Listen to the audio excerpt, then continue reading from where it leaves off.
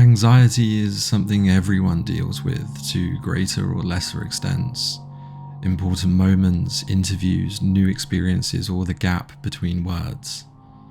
The busier our worlds become, the more vibrant and overwhelming our daily lives are. The less space is left for the individual to simply slow down and assert themselves, to step back outside of their head and not to bury into themselves. It translates into everything we do, from how we communicate with others to how we communicate with ourselves. A constant battle between the urge to do something and the fluttering of enacting that urge. Rooney finds a relatability in Connell's stillness, his inability to process and choose his words, his quietly precluding retreat into himself, his island of silence. I've struggled with anxiety for years, and aside from the hyper-focused studies on it, it rarely translates into film in such a natural way as it does in normal people.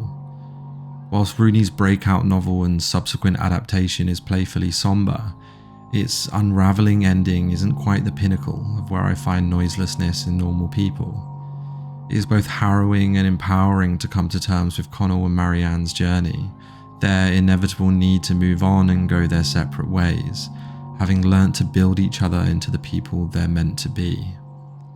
But I think normal people's quiet and calm void of hope inhales you into it in its more still moments.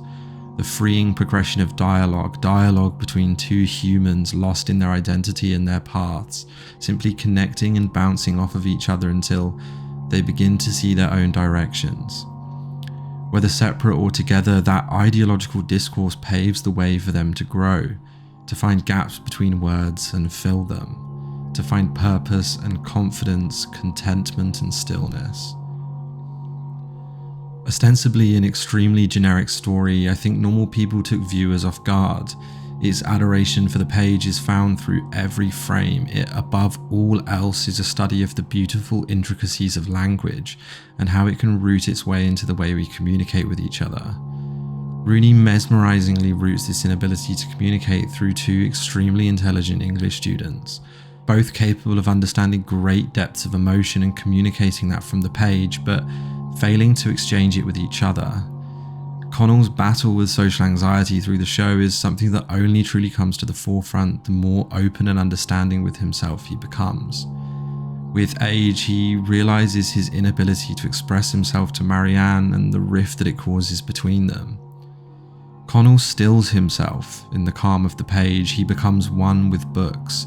The uncertainties in his life and his relationship with Marianne is quelled by the fixed nature of narrative. No matter the twists and turns, the final page is resolute. The last words are the definitive ending, and the certainty in that rips him away from the turbulent transitions of growing up. Bringing thoughts to words is no mere undertaking. For some it's easy, for others the pause between sentences is deafening. In a growing world of male suicide, Connell's story of popularity to silence is one that I imagine hits home with a lot of young men finding their way in the world. Young men uncertain of the spoken word, uncertain of their intentions, of their place amongst their peers, and their inability to speak up, define themselves to the world and create a path. Normal People distills this essence of intimacy into simple terms. Its cinematography is subtle and quiet, dominated by close-ups.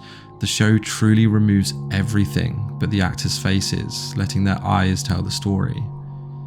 A long time ago, somebody told me that your eyes lead your body, that they carry your intentions, your desires, your shortcomings, and your essence. We are our eyes, and Normal People leads the forefront with this. When two people cannot bring their words to emotions, their eyes converse for them. Above all, Normal People is the story of two humans learning to communicate. Ultimately, their communication leads to them realizing that they both want separate things, but the beauty is in how they teach each other to speak, to take the words that they so saliently hold dear and translate them off of the pages of their mind and into action. We, like Connell, must learn to fight for our words, to treasure our pages and build our narratives for growth.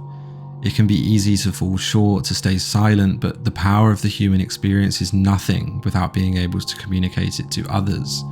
It's not a world to share with ourselves, but to share with those around us. Fight for your words. They're all you have. Don't sit idly by and let the pages of your life be determined by others, but choose your words, write your own narrative, and find your own voice. We're only here for a short while, and what a miserable while that would be if we all sat silent. Where are we? What the hell is going on? The dust has only just begun to fall. Crop circles in the carpet, sinking feeling. What you say? That you only meant well, 'cause you did. What you say? That it's all for the best, 'cause it is. What you say? That it's just what we need. You decided this. What you say? What did she say?